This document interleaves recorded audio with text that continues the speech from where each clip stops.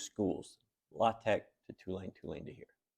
How do you get guys to buy in?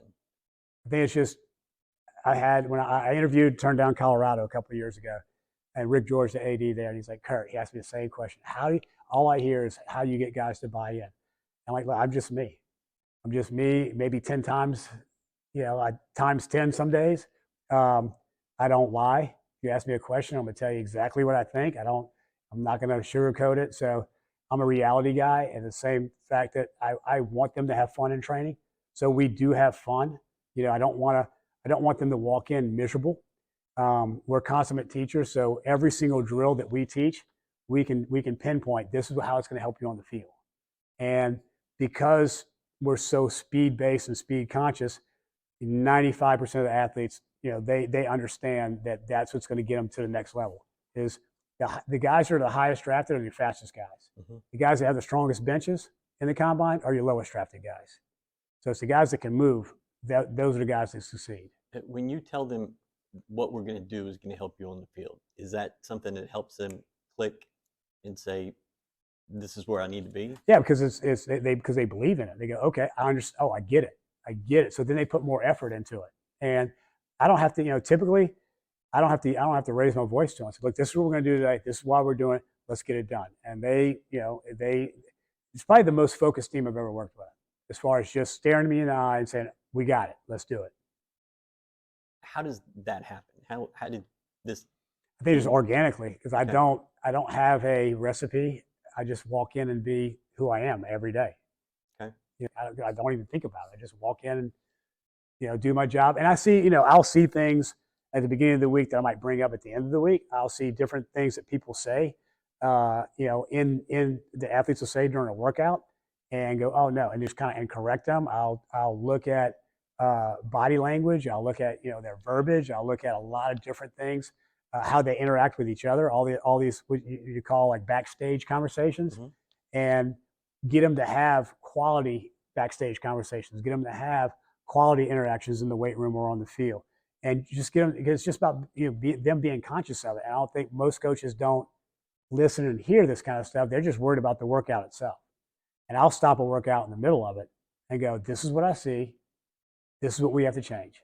And they're like, oh, I get it. How many days a year do you see players in like a preparation setting? Oh, man, it's almost 365 now. I mean, It's like I have literally, I got a week off in March. I got a week off in May, a week off in June. So other than those 3 weeks. Okay. And a week off in January, 4 weeks, a week off in January. So you see them more than any other coach? Oh, yeah. Any other person in the program? Yeah. It's all day. And because they'll come back and do extra, whether it's rehab work, whether it's vision cognition work, whether it's working on their hands, catching skills, or martial arts. We're always working, they're always coming back wanting to work on something. So does that make you sort of a de facto psychology coach, dating coach, life coach? Yeah, because I'm bipolar. So, diagnosed bipolar. So I understand psychological issues at a higher extent than most strength coaches.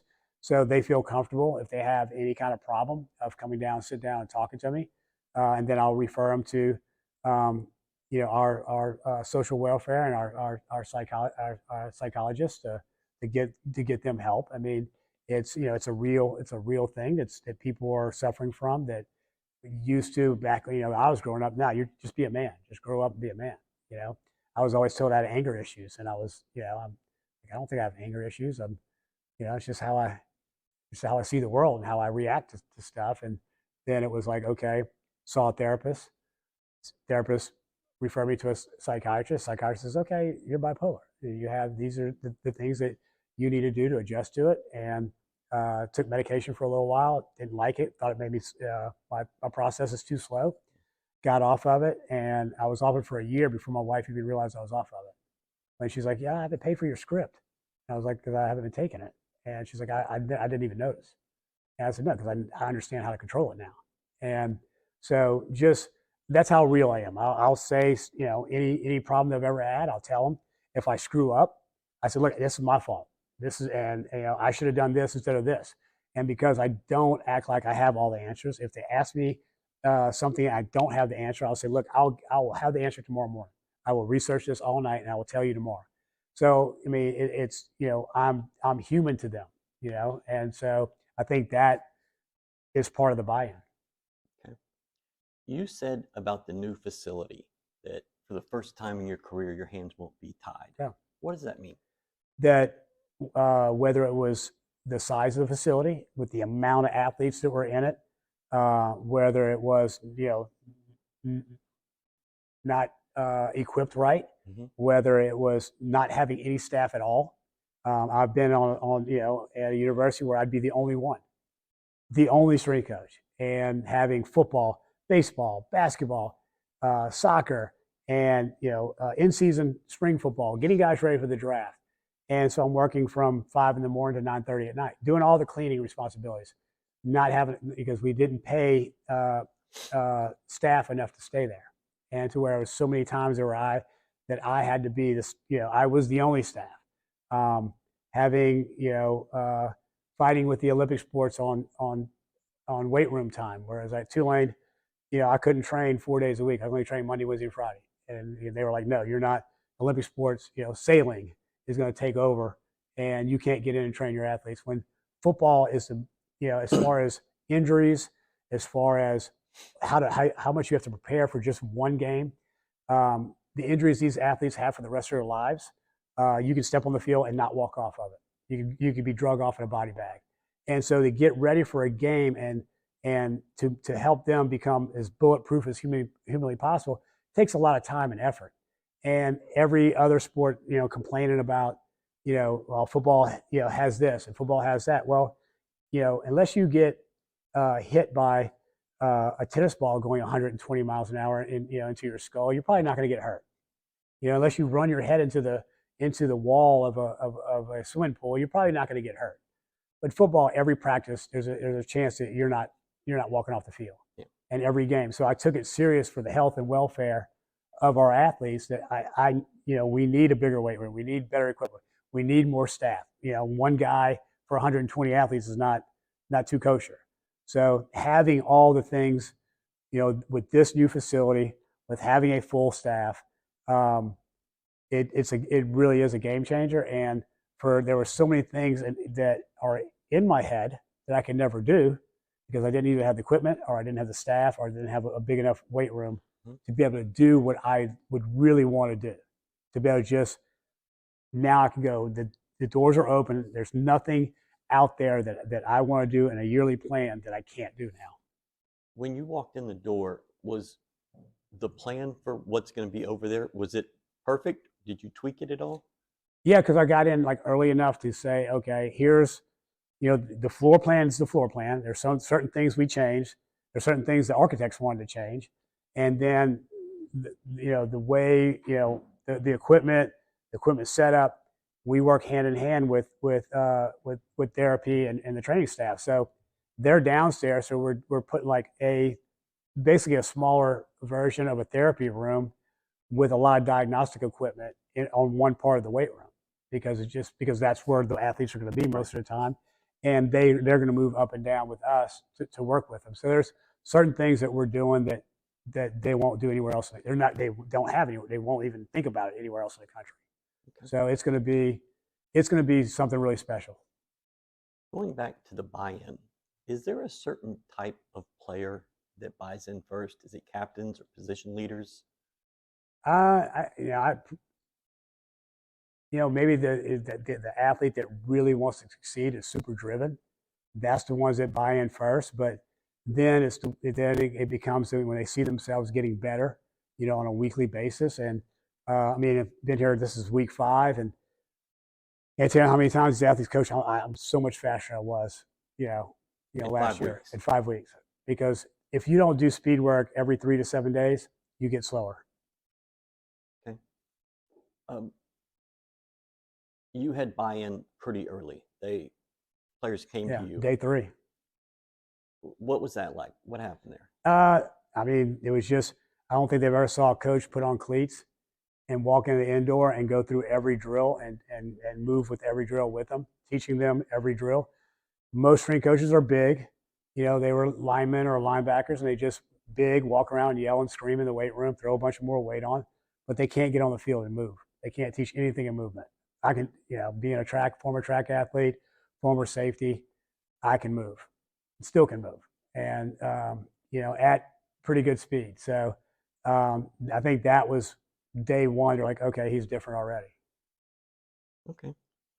And we spent an hour on the field doing speed work, and not 2 hours in the weight room. We spent an hour on the field, then an hour in the weight room. So they saw that, okay, we're going to really work on movement an hour every day, and not just sit in the weight room all day. Do you think that previously this team was trained wrong?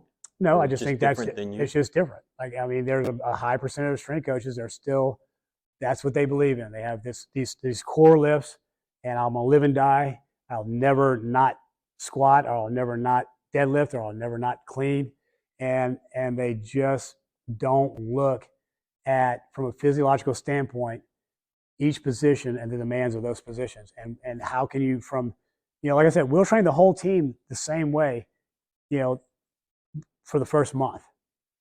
At the closer we get to spring ball, and then the closer we get to fall ball, we start detailing that workout to the position and to past injuries. Okay. What about your role in recruiting? You talked about you getting a very little amount of time with recruits, but has that changed? No, not really, because I think the NCAA doesn't like us to have a whole lot of time. But I think, because when I talk to the recruits, I kind of put on a show of, here's what you're going to see everywhere else in the country. Here's how we do things, and we do things a lot differently. And I tell them, so look, if we're not doing things differently, we're not trying to beat the other guys. Right. So we're going to be different because we're trying to beat them. And so I think, my personality, I kind of have to geek myself up to do it, because I hate recruiting. It's like, especially when you look at a parent who's kind of staring at you like, what are you going to give my kid, or what are you going to do for my child? I'm like, I'm going to make him a better football player, but then I'll gear my talks to that mom or that dad, and I'll stare them straight in the eye, and I'll start explaining. I'll start getting animated. This is why. These are all these different things. And then also, I know you see them shaking their head. You see them smiling. I'm like, okay, I already got them. If I got them, I got their son.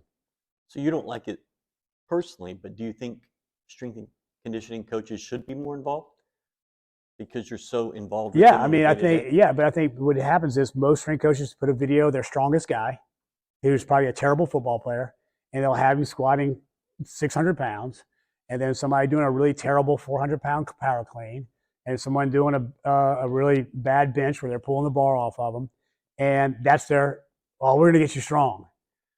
That is the easiest thing of strength and conditioning, is to get an athlete strong. If you can't get an athlete strong, then you're really bad at what you do. And I'll go through all the other things about, speed and programming, power and programming, conditioning and programming. I'll grab the lineman. Who's an offensive lineman? You like running 110s? You like running 300-yard shells? And they're like, hell no. I said, no, I wouldn't either. And I played safety. And I said, would you rather push a 300-pound sled for 10 yards, and then repeat that power output over and over, or run 36 110? I'd rather push the sled. So yeah, because that's what you do in the game. Pushing another 300-pound person. You're not running against air for 110 yards. Field's only 100. And if you're a lineman running 110, I don't know what the hell you're doing on the field. What about with the portal? Does that change what happens with you? Just guys coming in late, you don't know their situations. Usually when I talk, with recruiting with the portal guys, I can convince them to come. Okay. Because of how we train. Because I'll know kind of what they did at the university they were at, and I know who their strength coach is. I'll say, okay, here's your strength coach. These are the things you did. Here's the things we're going to do and why. And they're like, ooh, I like that. And so, no, I mean, the portal, it's just, we're more like an NFL now. Every year you're really putting a distinct team together. Mm-hmm. And then next year will be another distinct team. And I explained that to them yesterday. I said, look, man, we have a 1-year shelf life, this team right now, and we have to put it together now. And so you have to put the NIL and the portal, all that behind, because that's not going to make you play better. So we have to get focused on football and getting ready for the game. you want to make more money, play better. You want to play better, here's all the things we have to do to play better. And they're like, got it, let's do it. Because I don't shy away from it. Yeah, that's a pretty easy buy-in for those Yeah. guys. Yeah. Okay. And last thing, you're said to be pretty locked in on game day, but are there any things that just satisfy you that you see your guys do? It's not really on the field. It's how when they come off the field with anything from adversity. To me, it's like I look at the psychological part. How are they handling whether they had a really great play, or if they got burned? You know, how are they handling it from a mental standpoint? Because that's what's going to carry us to more wins. That's because if it happens early in a game and they do something that's where they either get scored on or it's a long play and they from a middle standpoint they tank it, or they get so high from a good play that they relax and don't play hard throughout the game. So for me, it's not the physical thing, except for I'm very conscious of injuries. Right. I want zero. I want zero surgeries, and so I'm kind of looking at the game, the speed of the game. We look at a lot of stuff off of the GPS after the game, but I'm more locked into the psychological part than the physical part. Thank you.